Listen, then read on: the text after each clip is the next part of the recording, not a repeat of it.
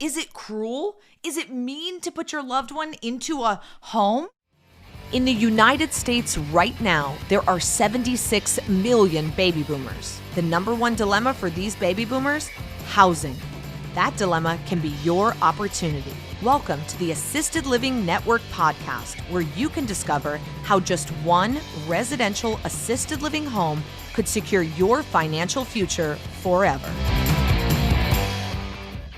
Hey, it's Isabel from the Assisted Living Network. Why wouldn't someone keep their senior loved one at home? Why choose to put them into a residential assisted living instead? Is it cruel? Is it mean to put your loved one into a home?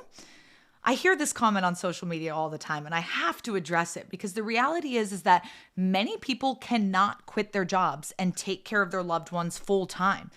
Listen, expenses are high these days at home and in life, and most households, they are dual income working households, right? Both people are working. In 1968, only 25% of households were two income households. Now more than 50% are. Most people cannot afford to quit their job and have their senior loved one move in with them and take care of them full time at home and be that one-on-one caregiver for them. And you may be thinking, well, I don't need to quit my job. I'll just, pop in and check in on them and they can just live in my home and I can keep an extra eye on them. That's not how it works. When a senior needs assisted living, they need 24/7 care. In the good old days, you could have a family member stay at home and care for the kids. And when the kids are grown and older, then they could stay and care for the elderly.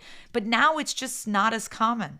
And this is important to know because it's not that you don't necessarily want to be able to do this. Maybe it's that you can't afford to quit your job and do this.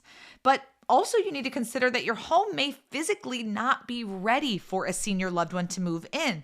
Maybe you don't have the space, right? Not an extra bedroom or bathroom that's on a first floor. Maybe you have stairs in the home, or the home just really isn't suitable to have extra guests within the home. You also may have kids who are staying at home longer. This wasn't maybe so common 20, 30 years ago, but nowadays, millennials and Gen Zs, they're actually going to college and coming back and staying at home, right? And so that's really something else you need to consider. Their bedroom is no longer up for use. It's being used by the kid who's staying there a lot longer.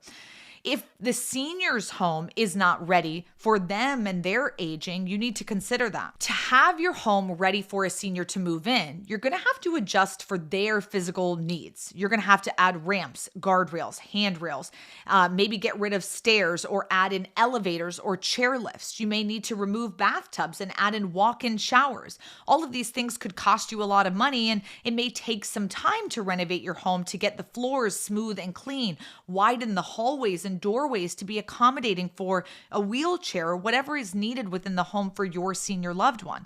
And so all of these different things kind of are reasons why you may not want to keep your loved one at home with you. I also want to say this, the sandwich generation. This is a generation of people whose kids need them and their parents need them, and they're being pulled in many different directions. And this can be tough on marriages, on financial situations, on relationships. Why can one parent move in, but the other one can't? Oh, yikes. This can cause a lot of strain.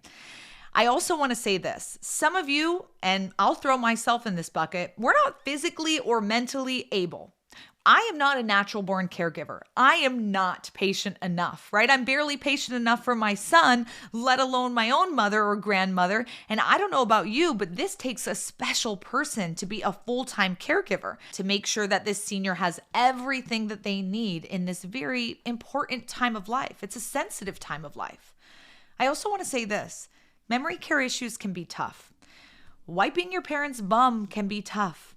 There's a lot of dignity lost. And when you become a caregiver, you lose your status as a family member. There's a lot of abuse that can start to happen and overwhelm can set in. This is the not so sexy part of assisted living that people don't necessarily like to talk about. But there's a lot of resentment that can happen towards your other siblings who maybe aren't helping. I know that one of my aunts has pretty much given up her whole life to be there and take care of my grandmother. And the 6 other siblings, they're not doing that. They're still working their other jobs and they're still doing their other things. And, this is her, life's calling and her life's mission to be able to do this. And we're all very grateful and blessed that she's being able to do this. But There can be some feelings towards your siblings who aren't doing this and then chime in with their opinions, right? It's like, you're not here on the day to day. You don't know what I'm going through, what mom's going through. You don't get it. And so it's really important to, be mindful of all those different things. What about in-home care? A lot of people think instead of putting your loved one into a residential assisted living home, that they should keep their loved one at home with in-home care. Maybe it's not you doing the care, but a caregiver can come. Well, a daytime caregiver can cost as much as going into a residential assisted living. At $27 an hour, which is our average wage in the US for in-home one-on-one care, that can cost $19,000 a month for you to have 24/7 care. And listen, if you say, well, that is way too much, we cannot afford that, I will take nights and weekends, you just lost, going to poker and book club and wine club, church, going to the ballet practice, the soccer game, the baseball, night, whatever it is, say goodbye. A lot of times the better option is to find a local residential assisted living home with owners and caregivers that you trust, a home you can visit and you can stay the daughter or son. You can stay the sister or brother too. This will help you save money, save your relationships, and it allows the professionals to do the jobs that they know how to do.